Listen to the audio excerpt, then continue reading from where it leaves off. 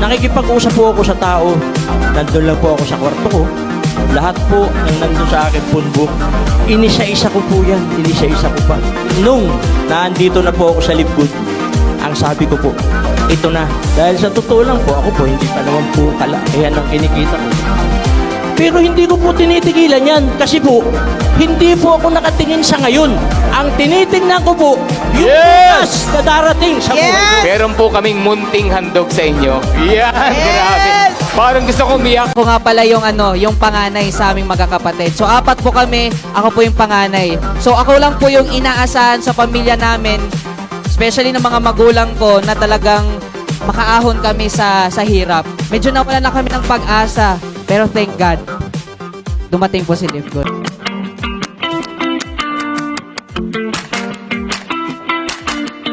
Ayun, naintindihan ko siya at nakita ko naman maraming nabago yung buhay, unti-unting binabago yung buhay.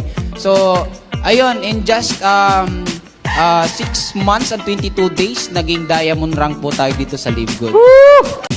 Former police officer po ako. Minalas, nagkaroon ng harassment case, nakulong, na-invite, at nag-diamond po dito sa Libgood. Wow! I am forever grateful with Libgood. Bakit?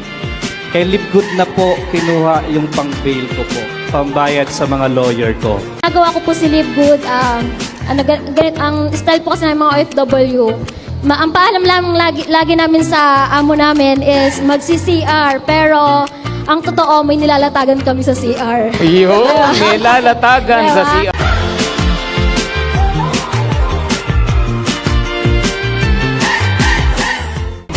Ako unang-una networking ko, galit na galit asawa ko, pero nung nag-pay out ako 45,000, sabi niya, magre-resign ako.